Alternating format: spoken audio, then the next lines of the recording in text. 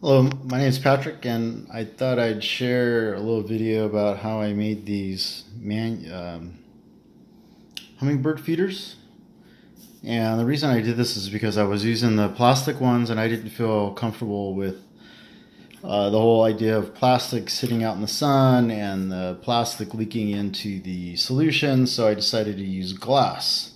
And so what I did was I got these baby food jars, and I just drilled some holes in there. I used some wire, some steel wire, just twisted it around, cut a hole for these paper straws, and it almost looks like a little flower. It took a little while for the hummingbirds to get used to it. I say a little while, I say maybe an hour or less maybe, but yeah, they totally dig it. Get right in there, and I kind of like it. So they hang here. I'll hang up like that. And get in there. First I had the holes here, in the center, but I moved them over to this side so that it hangs a little bit and gives a little bit of an angle to help the hummingbird. But it's pretty simple. The other reason is that, I think this is easier to clean. I can get in there, clean out the jars, on a weekly basis, and all kind of other great stuff. Anyway, so the supplies you'll need, so baby food, right, jars. I'd get the fruit ones, so it doesn't go to waste. You can eat the fruit. Baby food, it's good. It's like applesauce.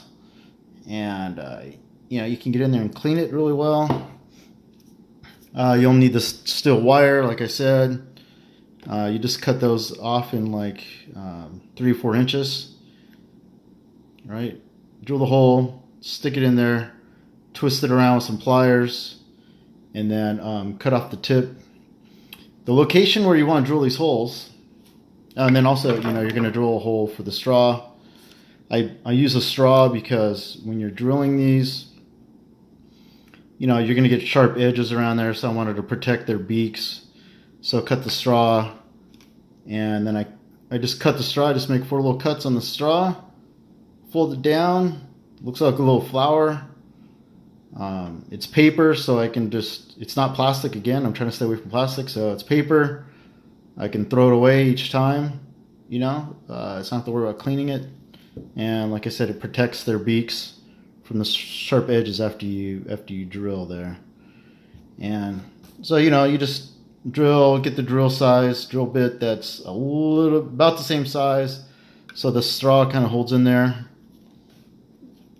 a little bit. But when you cut it, fold it down, it holds it. That's it. And then this paint that I used is Plasti-Dip. So it's kind of got like a rubber feel on there. And, you have to sand the caps first so it'll stick. Sand it. I sanded the glass too, what the heck. And I taped it off so that way you can see I sprayed it at first, but I didn't tape it off all the way. And then I just rubbed some off so you can see your solution. You can see the solution if it's getting dirty. I just left a little bit on there to give it some more, so they can see more red. The birds are attracted to red, so I painted them red. Let's see what else. That's it. So yeah, put the wire through there, twist it with the pliers, snip off the end with some wire cutters. I twisted the top too, so it'll stay in place. And let's see, what else can I think of? The solution. Oh, how about that? So you prep these bars, right? So you buy the food, eat the food if you like it, get the fruit, like I said. Boil it in water to get the label off. And, there'll be some like glue residue from the label. You can use like a solvent to wipe that off. And then you can boil the jars, sanitize them. But don't worry about cleaning them too much because you're going to have to clean them again after you paint and all that kind of great stuff. So paint it. So sand first, paint it so the paint sticks, sand it so the paint sticks, paint it, and Then give them a nice good cleaning. I just painted these, so I'm waiting them for it to dry. This is my second time painting. At first I just painted the lids, but I decided to give the jar a little bit of color too. What the heck? You know, a little bit more red.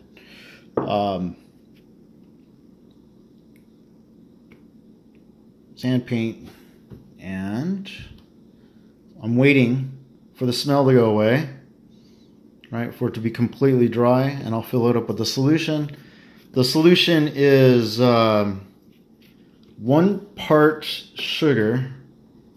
I make it 1 part sugar to 4 parts water. So, and I use a scale, like an electronic scale. So I use, for example, 25 grams of sugar to 100 grams of water. And I use a filtered water. I baby these birds.